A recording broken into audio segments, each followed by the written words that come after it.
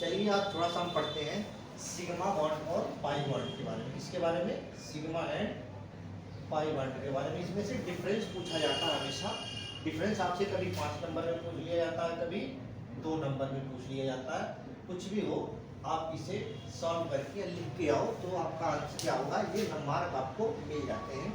चाहे एग्जाम में बैठे हो या किसी कॉम्पिटिटिव एग्जाम में बैठे हो, हर जगह इस टाइप के क्वेश्चन आते हैं। तो उसके बारे में हम थोड़ा सा देखेंगे। देखिए पहला जरा सिग्मा बॉन्ड। अब देखो सिग्मा बॉन्ड जो होता है, सिग्मा बॉन्ड, जो सिग्मा बॉन्ड का फॉर्मेशन होता है ये हमारा ओवरलैपिंग, हमेशा जो भी बॉन्ड फॉर्मेशन होगा वो ओवरलैपिंग से होगा। किससे होगा? ओवरलैपिंग। ओवरलैपिंग का मतलब होता है एक के ऊपर एक। क्या होता है? एक के ऊपर एक। जैसे हमारे पास कोई ऑर्बिटल होता है, क्या होगा? कोई ऑर्बिटल ले लिया तो ऑर्बिटल एक के ऊपर अगर एक ऑर्बिटल, जैसे हमने लिया एक एस ऑर्बिटल, दूसरा भी हमने ले लिया एस ऑर्बिटल, तो जो ये फॉर्मेशन हुआ इस वाले फॉर्मेशन को हम बोलते हैं बॉन्ड फॉर्मेशन। क्या बोलते हैं भाई?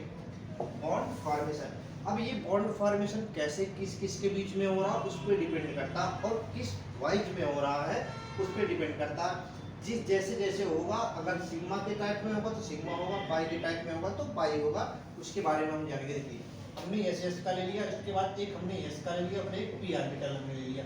ये भी पी ऑर्बिटल हमारे एक्सियल होते हैं। एक्सियल में 3 एक्सिस होते हैं, X and Y and Z. 3 axis होंगे, तीनों किसी भी टाइप के हो सकते हैं।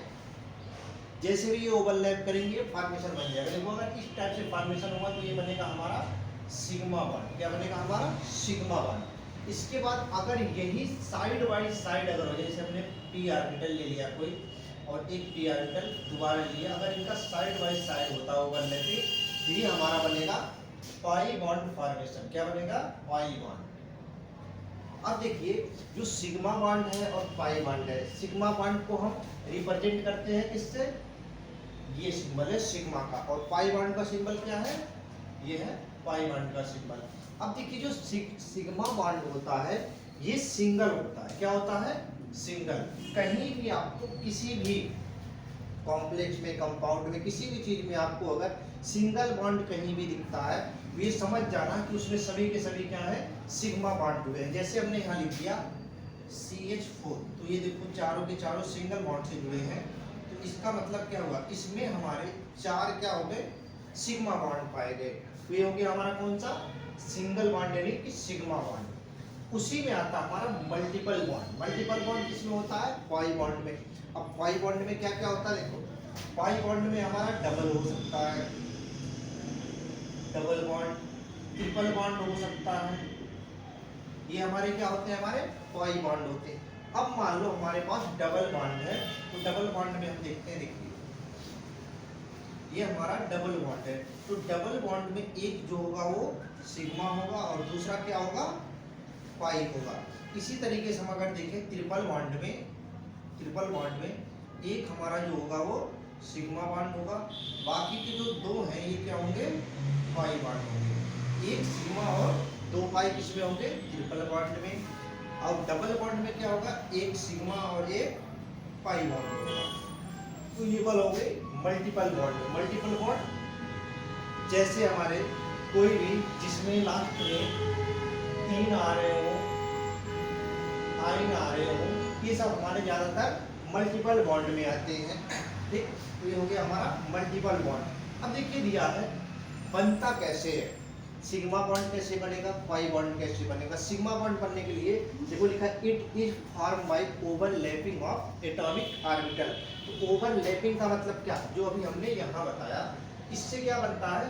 बॉन्ड फॉर्मेशन होगा। देखो it is form by overlapping of atomic orbital.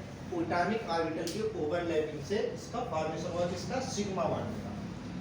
दूसरा हम आते हैं पाई बॉन्ड में। ये भी ऐसे ही है, बस इसमें एक कंडीशन एक्स्ट्रा जुड़ जाता है। देखो यहाँ लिखा होगा पैरेलल या साइड बाई, कुछ भी हो सकता है, चाहे पैरेलल में जोड़ दो या साइड बाई में जोड़ो, ये हमारे क्या कहलाएंगे? Pi bond. देखो लिखा है it is form by parallel और side wise overlapping of atomic. इसको जो होता है इसी को हम साइड वाइज या पैरेलल ओवरलैपिंग कहते हैं। क्या कहेंगे? साइड वाइज या पैरेलल ओवरलैपिंग। देखो एक बार दोबारा से बता देता हूँ।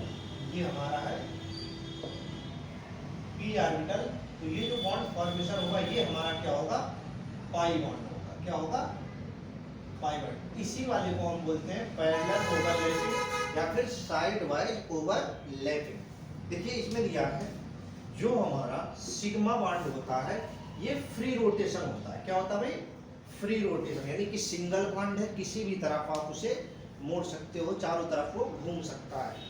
ये कंडीशन पाई बॉन्ड में अप्लाई नहीं होता। क्यों, क्योंकि उसमें मल्टीपल बॉन्ड होते हैं, यानी कि अगर एक को फिक्स कर दोगे तो दूसरा रोटेट नहीं कर पाएगा, यानी कि क्या है, free rotation is not possible.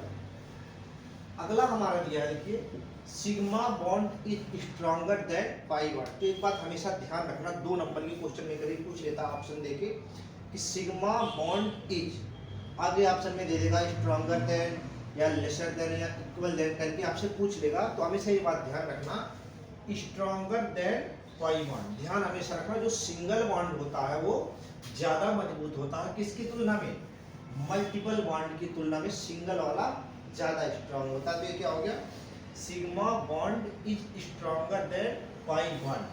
कारण क्या होता है, because greater overlapping during pi bond formation.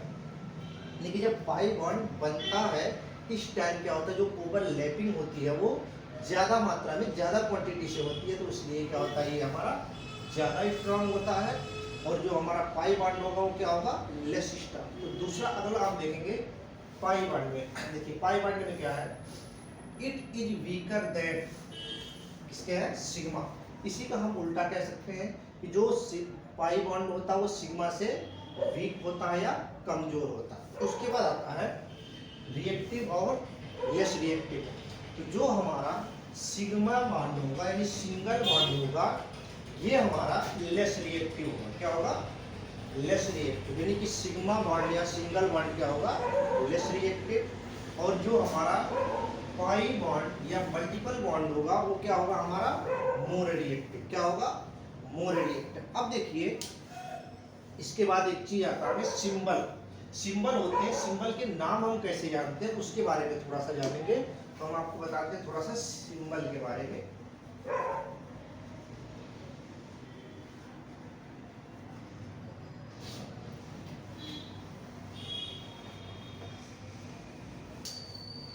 देखो अब हम थोड़ा सा पढ़ेंगे सिंबल के बारे में। इसमें पढ़ेंगे सिंबल के बारे में। कुछ सिंबल यूज होते हैं जो हमारे केमिस्ट्री के टर्म में आते हैं। जैसे देखियो, अगर ऐसे किसी टाइप के कहीं सिंबल दिख रहा हो, अगर इस टाइप का देखो, एक हॉरिजॉन्टल में होगा एक वर्टिकल में होगा। अगर हॉरिजॉन्टल, देखो फर्क देखना, अगर ये हॉरिजॉन्टल में दिख रहा है तो इसका नाम कुछ और होगा। अगर ये वर्टिकल में दिख रहा है तो ये इलेक्ट्रॉन को रिप्रेजेंट करता है, ध्यान रखना। ये सिंगल इलेक्ट्रॉन को रिप्रेजेंट करेगा और ये इलेक्ट्रॉन को रिप्रेजेंट नहीं करता, ये बॉन्ड फॉर्मेशन को रिप्रेजेंट करता है। यानी देखो यहाँ क्या है, सिंगल तीर है, यानी कि सिंगल तीर का मतलब ये हुआ कि ये सिंगल बॉन्ड फॉर्मेशन बनाता है। क्या बनाएगा, सिंगल बॉन्ड को बनाता है। अब इसी में अगर हम कह दें कि यही तीर दोनों तरफ हो जाए यानी कि डबल हो जाए तो इसका नाम हो जाएगा डबल बॉन्ड फॉर्मेशन हो जाएगा। क्या नाम हो जाएगा, डबल बॉन्ड फॉर्मेशन। ये तो हो गई हमारी एक तरफ। दूसरा हमारा कह रहा, अगर यही तीर हमारा दोनों तरफ लगा हो तो इसे क्या कहेंगे, अगर दोनों तीर लगा हो दोनों तरफ तो इसको हम बोलते हैं रिजोनेंस। क्या बोलते हैं हम इसे, रिजोनेंस प्रोसेस। क्या बोलेंगे हम, रिजोनेंस। ध्यान रखना, पहले हमने क्या बताया, सिंगल हो तो उसको बोलेंगे सिंगल बॉन्ड फॉर्मेशन। डबल लगा हो एरो तो क्या होगा, डबल बॉन्ड फॉर्मेशन। एरो दोनों तरफ लगा हो उसको हम बोलते हैं रिजोनेंस। तो देखो यहाँ लिखा है single bond, double bond and resonance. तो एक चीज ध्यान रखना, अगर सिंगल तीर लगा है तो सिंगल बॉन्ड फॉर्मेशन, डबल तीर लगा है तो क्या होगा, डबल बॉन्ड फॉर्मेशन। दोनों तरफ तीर लगे हुए हैं यानी आगे और पीछे दोनों, तो उसको हम बोलेंगे रिजोनेंस प्रोसेस। अब देखिए इतना के बाद क्या आता है, इसके बाद हम देखेंगे थोड़ा सा नया चीज, जो चीजें यूज होती है टर्म हमारी केमिस्ट्री में, सेम है जैसे मैथ में होता है ऐसे इसमें भी हमारे यूज किए जाते हैं। अब देखो कहीं कहीं सिंबल ऐसे आते हैं, इसको हम बोलते हैं इक्विलिब्रियम। क्या बोलते हैं हम इसे, इक्विलिब्रियम, तो इसको बोलेंगे हम इक्विलिब्रियम स्टेट। क्या बोलेंगे? Equilibrium state. कहीं भी आपको इस टाइप से दिखे तो उसे बोलोगे इक्विलिब्रियम स्टेट। उसके बाद देखो, अगर कहीं भी इस टाइप से आपको दिखे तीर मुड़ा हो और उस पर एक ही तीर लगा हो तो उसको बोलते हैं ट्रांसफर ऑफ सिंगल इलेक्ट्रॉन। क्या बोलेंगे? Transfer of single electron. देखो तीर एक ही है और ये थोड़ा सा कर्व में है, यानी मुड़ा हुआ है। इसका मतलब होता है ये ट्रांसफर हो रहा है, कितने इलेक्ट्रॉन को कर रहा है? एक इलेक्ट्रॉन को कर रहा है। दूसरा उसी के बाद देखो, अगर यही कर्व में हो और दोनों तरफ लगे हो तो इसको बोलेंगे हम ट्रांसफर ऑफ डबल इलेक्ट्रॉन। क्या बोलेंगे? Transfer of double electron. तो क्या हो गया ये? Transfer of double electron. अब देखो एक चीज और आता है, अगर तीर कहीं पर बड़ा हो और दूसरा उसके बैकवर्ड वाला तीर क्या हो? छोटा हो, तो इसे हम क्या बोलेंगे? इसको बोलते हैं टाटोरिज्म। क्या बोलते हैं? टाटोरिज्म। क्या बोलेंगे आप? टाटोरिज्म। अब से टाटोमेरिज्म मत कह देना, ये टाटोरिज्म है, तो ध्यान रखना। अगर तीर बड़ा हो पहला वाला फॉरवर्ड वाला और बैकवर्ड वाला तीर क्या हो? छोटा हो, इसे बोलते हैं टाटोरिज्म। तो देखो हमने क्या बताया? Single bond formation, double bond formation और रिजोनेंस प्रोसेस। अगला हमने बताया equilibrium state, transfer of single electron, transfer of double electron and tautomerism. ये चीजें हमने आपको बता दिया। तो ये सारे के सारे सिंबल किसमें यूज किए जाते हैं? केमिस्ट्री में ज़्यादा जगह यूज करने का है। जैसे आप देखे होंगे ऐसे लिखे हो CH4 या कुछ भी रख लो, ABC कुछ भी रख लो, तो देखे होंगे एक इलेक्ट्रॉन इधर आया, सिंगल कभी ट्रांसफर करते हो, कभी कभी देखे होंगे ऐसे लिखते हो कि आप उसके साथ डबल करते हो।